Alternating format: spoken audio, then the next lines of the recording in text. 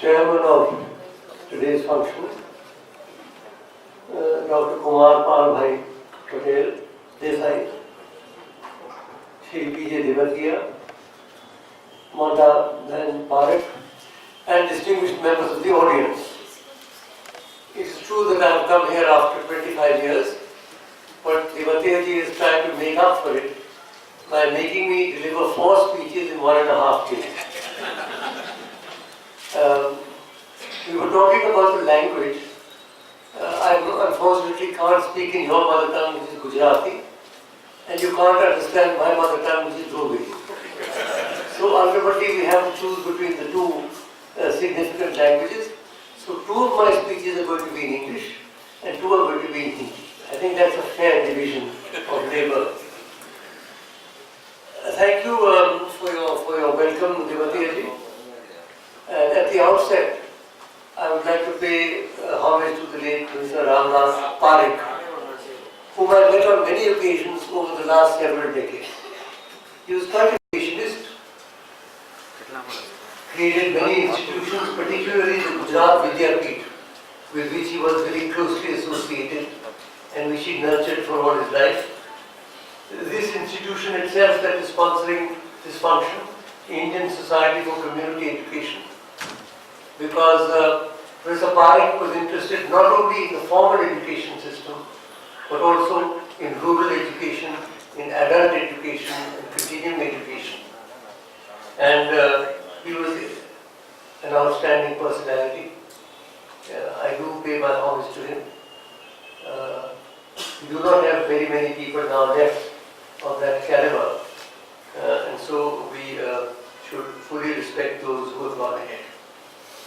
So friends, it is always a pleasure for me to meet fellow educationists, teachers and people who are interested in education. Because it seems to me that education is probably the most important single activity of human civilization. Because it involves a transmission not only of information, but a transmission of values from generation to generation. And that is why the human race for thousands of years has cherished the educational system.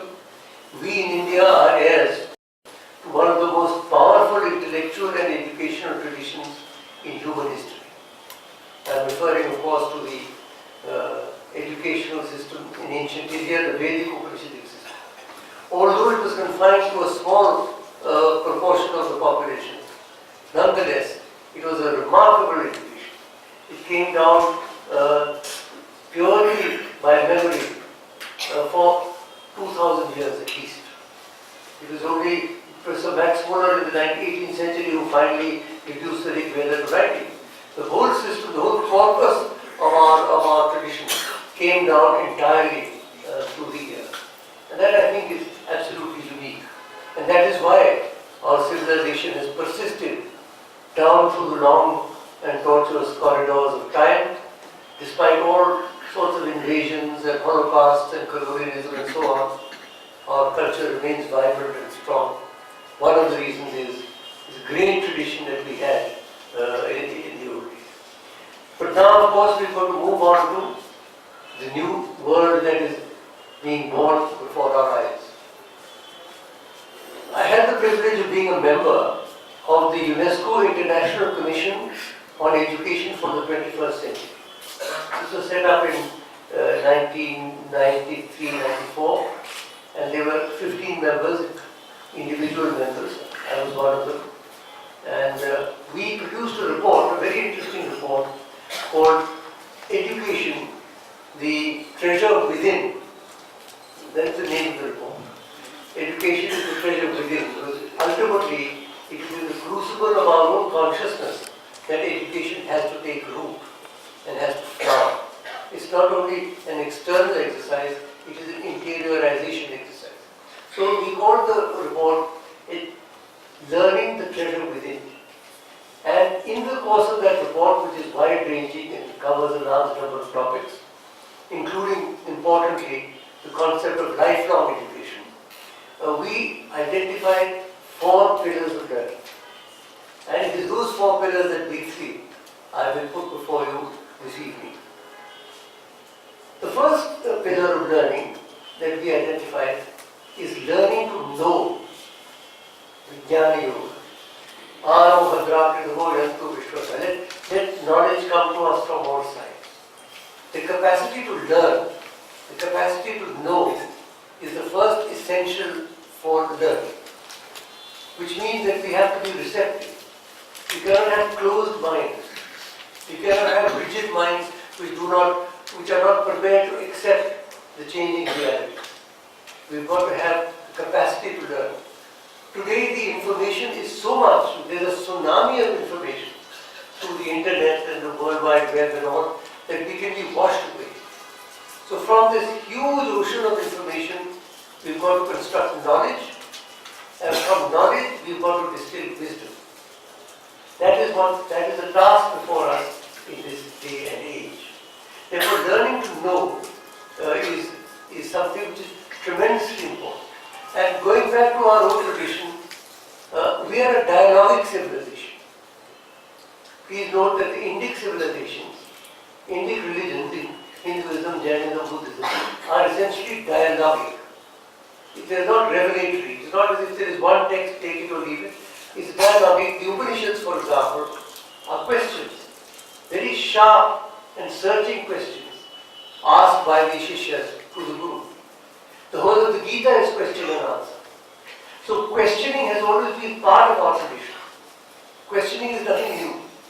And I think in the new circumstances, you've got to learn to question. That doesn't mean that you reject everything and you become nihilistic. But you should be prepared to question whatever comes and then see how you react. And therefore it's important that we should have this broad capacity to acquire the new knowledge. For example, all the physics, all the chemistry, the geography, the history that I learned at school is out of date now. It is no longer there. However, one thing that I did learn is the capacity to learn. And I'm learning everything every day. 2 or 3 years ago, on my 80th birthday, if you please, my grandchildren gave me my first iPad. I am IT illiterate, if you see what I mean. I'm pre-IT generation. I've written 20 books without the help of a computer. Nobody would believe that now. If you tell young people that the human race actually existed for 5,000 years without the computer, they think you are lying to them because they can't imagine a world without a computer. So I learned how to use that. It took me a long time, I must tell you. First of all, it took me a month to learn how to put the wretched thing on, and then another month to learn how to put it off. But nonetheless, I now play chess with it, I play bridge with it, I play Scrabble with it. And I listen to music. I'm still unable to text, whatever that means. However, the point I'm making is, we must never lose the capacity to learn. Because once you stop learning, then in a way you stop growing, you stop developing. As somebody said, you don't grow old. When you stop learning, you become old. So age is just a figure, something in the mind, with the capacity to learn. And therefore it is quite clear that particularly with the very rapidly changing technological and other sciences that are emerging today, the capacity to grow, learning to grow. The Jnana Yoga is the first pillar of learning. The second pillar of learning that we identified was learning to do the Karma Yoga. Because you may learn a lot, but if you are unable to do anything with it, then in a way it is a wasted effort. And that is the problem with our educational system. We are churning out lakhs and lakhs of graduates every year, but there is nothing for them to do. And therefore many of them just hibernate or are not able to, they become frustrated and they become neurotic. So learning to do is the next important step. After you learn to know, you must learn to do. And it doesn't matter what you are doing. The important thing is to be able to do something. There's a wonderful quote from Gardner, who wrote a book, The Ambidextrous Universe, where he says that a society that values philosophy because it looks upon it as a noble profession, and looks down on plumbing because it looks upon it as a lowly profession, will get the best, the worst of both worlds, neither its theories nor its pipes will hold water. So the thing is that it doesn't matter what you are doing, it has to be done in an attitude of dedication, an attitude of conviction. There's a story of when Rajaraja Chola, as you know, the great emperor 1,000 years ago, built what is probably the greatest temple in India, the Vedishwara temple in Tanjavur. And he went out one day to inspect the work. And he saw one man was cutting stone. So he said, "What are you doing?" He said, "Sir, I'm cutting stone." He went a little further, another man was doing the same thing. He said, "What are you doing?" He said, "I'm earning a living." He went to the third man, who was doing the same thing. He said, "What are you doing?" He said, "Sir, I'm building a great temple." So they were doing the same thing, but the attitude in which they were doing it. The first one was tamasic, he was just mechanically kept that. The second one was rajasic, at least he had some consideration for his family. The third one was sattvic. He knew he was building a great temple to Lord. So the attitude in which you work, in which you do, is very important. And what we need, and what I feel is the great lacuna in our educational system, is that between the higher secondary and the IIT, there are not enough ITIs, there are not enough technical training institutes. We need thousands of ITIs in order to train young men and women in some kind of productive work. And that is missing. You may remember, some of you, we started the +2 theory of this stream and that stream. It didn't work, that collapsed. We've come to 12. So after 12, there should be options for young people to siphon off into many trades. And today we can put a satellite to circumambulate Mars, but we can't get anybody to repair our television set. So the thing is, there's a mismatch. We have very high technology, our IITs are excellent, our ISRO is outstanding, but the general level of our technology is not up to par. Whether it is sanitation, whether it is cleanliness, whether it is infrastructure, whatever, we need to have this intermediate stage of training. So learning to do, we felt, was very important. And as I said, learning to do also involves a positive attitude towards work. In fact, the Gita tells us that by work you can actually achieve spiritual liberation. Then the third pillar of life. First was learning to know, Jnana Yoga. Second is learning to do, the Karma Yoga. The third is learning to live together. The Desai Yoga, I can use that. Because unless we have now the capacity to live together, we could see what is happening in the world around us. The forces of fanaticism and religious fundamentalism are beginning to surface. Look what is happening next door, look what happened in Pakistan, look what happened what's happening in West Asia and in France and so on. So learning to live together, Sahana Bhavatu, Sahana Bhavatu, Sahaviryam Karvavahe, Tejasvinavadita Vastu Bhavidvishavahe. Because let us work together, let us think together, let us achieve together. Ma Vidvishavahe, may there be no hatred between us. It's an absolutely critical thing. Because if we do not live together, we are going to destroy the human race. There's no doubt about it. In fact, there are two scenarios for the future of the human race. Arthur Koestler, who was a European philosopher of the last century, he had a theory that the human race was a race programmed for self-destruction. That it is bound to self-destruct because he said there's an engineering defect in the human cortex whereby the thinking and the feeling elements are not adequately integrated. So whereas we know what should be done, we don't do it. Like Dhritarashtra says, Duryodhan says, in the Mahabharata, Janami dharmam nacha me pravritti, Janami adharmam nacha me nivritti. I know what is right, but I am not attracted to it. I know what is wrong, but I am attracted to. What do you do? If there is a Vaiparityya, if there is something built into our consciousness that is pushes us towards destruction, then he said ultimately the human race will blow itself up. The opposite scenario is the scenario of Sri Aurobindo. As you know, he played a major role. He was here in Gujarat. He was Maharaj Sayaji Gaikwad, in fact, brought him over to Baroda. He was there for many years, from 1893 to 1905. His concept is that man is a creature programmed for evolution. He says that in the same way as life has evolved from matter to vegetable to mineral to animal life, human life is not the end of the evolutionary process. It is an intermediate stage between the human and the divine. And the next step inevitably will be a push towards from man to Superman and man to Superman. So here are two different scenarios. We are not sure which one is going to turn out to be correct. We hope that Sri Aurobindo's one is correct and not the other one, but we'll soon find out the way we are going.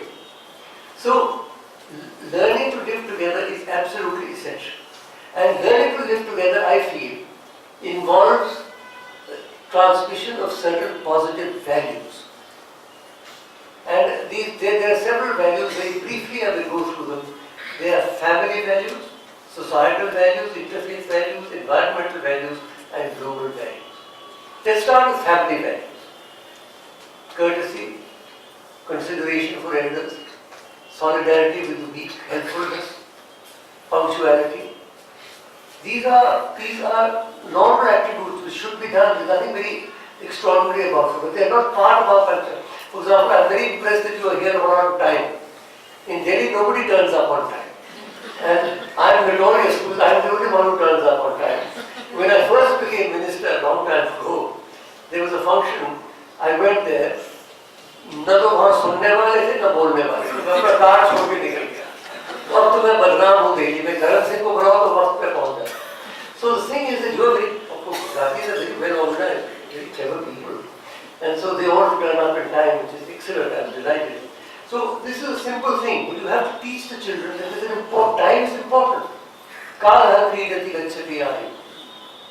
Then consideration for elders. What is happening now is with our age growing, age expectancy growing, the number of elderly people in our society is increasing. And they have to be treated with consideration and respect. They not always has happened. Shankaracharya, many centuries ago, in one of his extraordinary stotras says, Yavat vitto padan sakta, tavat vijamarivaaro rakta, paschat bhavati jarjar dehe, vartam prichiti kopi hai. जब तक धन है, जब तक बात है, सब उधार, नाना जी, दादाजी, दादाजी सब ठीक है। और जब पीछे से वृद्ध हो जाते हैं, तो कोई पूछता नहीं। ये Shankaracharya says this, thousands of years ago, not today. आज भी ये परिस्थिति हो रही है। We have to be very careful. We have to be very careful that we must look after our senior citizens adequately. The state has got to do it, but essentially the family has got to do it. We cannot farm out all our elderly people to elderly homes. The family is who has to do it. On the other hand also, the parents must recognize that the children are their own masters. And Khalil Gibran says, so children may come through you, but they do not belong to you. Every child comes with its own karma, its own, you could say, neurological background or whatever. And therefore, we have to be more understanding. I find Indian parents are too possessive. They want to run the lives of their children. It is no longer possible. It is no longer possible to run the lives of their children. You can try and persuade them, you can be a model, but you cannot run their lives for them. And the sooner we understand this, the better for all concerned. So the family values involved, on the one hand, the generational problems of the elderly and the children. On the other, the husband-wife, the man-woman relationship. Here again, the situation is changing. The old concept of the woman walking paces behind the man is absurd. Equally absurd is the Western custom of the woman walking 3 paces in front.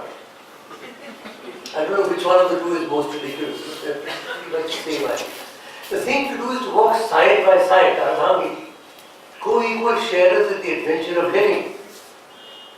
The women have to be empowered. They have to be empowered so that they can play their role. They are 50% of the population of the world. And therefore these concepts also have to change. So what I am saying is that these family values have been there for a long time, but they have to be reinterpreted and re-articulated in terms of the purpose. One set of values. Of that fundamental duties is Sardar Swaran Singh's chairman. Fundamental duties are part 4A of the Indian Constitution. Why are these not taught? Why are these forgotten? Everybody says, my right is this, my right. Yes, fair enough. We are proud of our fundamental rights. It's the glory of our democracy. But what about the fundamental duties? एक हाथ से ताली नहीं बजती. Everybody says, मुझे ये चाहिए, मुझे वो चाहिए, fair enough, but you should also fulfill your responsibilities. And I think I'm not going to read through this, but this charter of duties which we have, these should hang in every classroom in India. In every school room, in every college room, in every university. They should be taught. We keep swearing by the Constitution, marvelous document, glorious document, or when it suits us, it's a glorious document. When it is embarrassing, then nobody remembers it. So therefore, when I talk of societal values, I think it is very important that these values should be, and I think that the best formulation of these values are the ones in our Constitution.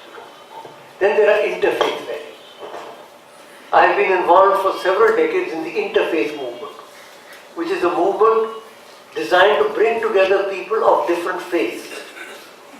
Not in a Shastra, not to show which one is superior or not, but just to understand the basis of religion. Religion has a very mixed record in human history. Much that is great and noble in civilization, temples and mosques and architecture and music and dance and scriptures and literature, much of it can be traced back to one or other of the great religions of the world. At the same time, probably more people have been killed and tortured and prosecuted and persecuted in the name of religion than in any other name. How long can this go on in this day and age? Everybody claims that its deity is very compassionate. I am worshipper of Lord Shiva, Karpur Gauram Karuna Avatar. The Muslims start their prayer with Bismillah ar-Rahman ar-Rahim. Allah the Beneficent, the Merciful. The Christians believe that Jesus mounted the cross in order to save humanity from sin. The Jain Munis, the Sikh Gurus, everybody has spoken of this benevolent and benign divinity. But what happens when people get shot in cold blood? How many thousands of people are being killed as I speak to you today in the name of religion? Therefore, I think the time has come when these interfaith values have got to move into the center of human consciousness. I can say that for me, my religion is the best. But I cannot say that because you do not follow my religion, you can be shot or killed or blown up. It's not acceptable any longer. And here again our culture gives us the key. 5 words from the Rig Veda. Ekam sat vipraha bahuda vadanti. The truth is one, the wise call it by many names. If this is accepted, once we accept multiple paths to the divine, the situation will clarify. There is no soul-selling agent of the divine. There is no monopoly of the divine. Who are we, creatures on a tiny speck of dust in this universe, to lay down that illimitable splendor of the divine? Brahme vidam amritam parastat, Brahma pashtat, Brahma dakshinasya adashodham japrastham, Brahme vidam vishwamidam varishtam. The illimitable splendor of the divine can appear only at this time and in this place and in this form. It's patently unacceptable. How do we know there are millions and millions of galaxies? How do we know where the divine has descended, in what form? Therefore, we have have to have humility. We can love our religion, but that doesn't mean that we should hate anybody else. So I suggest that interfaith values are tremendously important and have to be part of this learning to live together. I've spoken of family values, of societal values, of interfaith values, environmental values. If you go to the Atharva Veda, the Bhumi Suktam, there are 63 mantras, 63 verses which contain the most holistic statement, articulation of environmental values that you will find anywhere. Why was it that we used to worship rivers and trees and mountains and forests? This is a Devi ka ban hai, ye Shivji ka pool hai, ye. Because our rishis realized that if we destroy the natural environment, sooner or later we will destroy humanity also. And this is happening before our eyes. In our own lifetimes, we have seen the havoc that is being created. These extreme weather conditions, sometimes floods coming, sometimes drought, sometimes excessive rain, all sorts of these phenomena are all part of the environmental destruction that is going on before our very eyes. And therefore, environmental values, I think, are very important. They have to be inculcated from the school level. We've got to realize that we are not here to have dominion over nature, to exploit nature only. We are part of it. We've also evolved from this very earth. And therefore we must realize, whether it is animals or your poor lions, सब भागते भागते यहीं रह गए हैं गुजरात में, otherwise they've all disappeared. Tiger को बड़ी मुश्किल से बचा रहे हैं. So the thing is, all of these great species are disappearing. Deforestation is creating havoc in the Himalayas. And that is why Kedarnath, when you saw how suddenly a flood came and washed 50,000 people or whatever it was away. Therefore we have to, these are very important. And global warming, I don't want to go into this in any detail. I just want to flag the point that environmental values are essential as part of the learning to live together. And finally, values for a global society. We must teach our children. Fine, we are proud to be Indians, but we are also proud to be citizens of planet Earth. This is one tiny spaceship that we are, hurtling through space. If you can recall that photograph of planet Earth, the NASA photograph, the first photograph, we are the first generation in human history to have seen ourselves, to see what we look like. And that photograph of planet Earth should also hang in every classroom. It shows us as we really are, a tiny speck of light and life against the unending vastnesses of outer space. So beautiful and yet so fragile. This is the earth that has nurtured life for billions of years from the slime of the primeval ocean to where we are today. This is Bhavani Vasundhara. This is Gaya in the Greek tradition. And we cannot continue to exploit her indefinitely. So therefore, we have to learn environmental values. So I've given you a set of 5 values which I think are an essential part of the third pillar of learning. The first pillar of learning was learning to know, the Jnana Yoga, the second was learning to do, the Karma Yoga, the third is learning to live together, the Saha Yoga, and the fourth pillar of learning, which we identified in this report, is the learning to be. Learning to be, Atma Yoga. What are we? Do we ever look within ourselves? Or are we so obsessed with the outer world that we skim across life and before what we know what's happening to slip through our fingers? Do we look into the recesses of human consciousness? We have again this tradition. We have this tremendous tradition of a study into consciousness unparalleled probably in the world. Take Patanjali Yoga Sutras, or you take the light. Everybody is should look for the light within. Francis Thompson says, not where the wheeling systems darken, and our benumbed conceiving souls, the drift of pinions would be hearkened, beats at our own clay shuttered doors, the angels keep their ancient places. Turn but a stone and start a wing. It is your estranged faces that miss the many-splendored thing. The many-splendid light of the Atma, the light that lighteth every man that cometh into the world. Vedahamitam Purusham Mahatam Adityavarnam Tamasa Parastha. The Rishi says, I have seen that great peak shining like 1,000 suns beyond the dark. The Ruhani Noor of the Sufis, the Ekungkar of the Sikh Gurus, the Bodhicitta of the Buddhists. Every religion talks about the inner light, learning to be. Have we forgotten about that? Allama Iqbal has a marvelous शेर, खुद ही को कर बुलंद इतना कि हर तकदीर से पहले खुदा बंदे से खुद पूछे बता तेरी रज़ा क्या है. That is the raising of consciousness. Do we do it? Do we teach our children? Do we introduce them at least to the possibility of an inner experience? Whether through meditation or prayer or yoga or tai chi or zen or whatever may be the modality, it may be just sitting quietly. Do we teach them? Is that part of our education or is it not? I don't think it is. I'm not propagating any particular religion. All I'm saying is that we identified the fourth pillar of learning is learning to be, learning to fulfill our inner capacity. Life is not a meaningless journey from the womb to the tomb.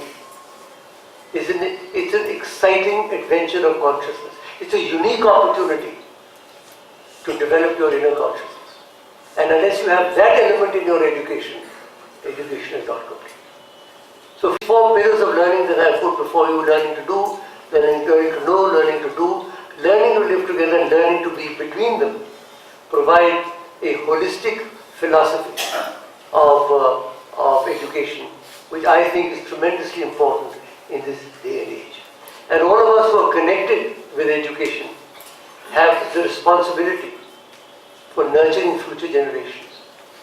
Because we are living at a very exciting moment of transition and turmoil. And if we are able to inject at this point in time these positive values as elaborated by this report and other documents, then I think we will be fulfilling our dharma. And therefore let us make our contributions. Let us try and see what we can do to get human race over the present problems that it faces. We move forwards on the front of economy, we move forward on the front of politics, but we must also move forward on the front of education and finally reach our goal. It is not an easy path. There are no easy paths left. There are no shortcuts left now, either for individual enlightenment or for collective emancipation. But it is across that difficult and razor-edged path that we have got to go towards our goal. Our goal is a new society, a new India, a new world, a new consciousness. And I shall therefore end this memorial lecture dedicated to Professor Ramlal Parekh with that great verse from the Katholism, which exhorts us to awake and arise and move boldly across the razor-edged path. Uttishtata, Jagrata, Prapya Varan Nibodhata, Shurasya Dhara Nishita Durataya, Durgam Pathastha, Kavayoga.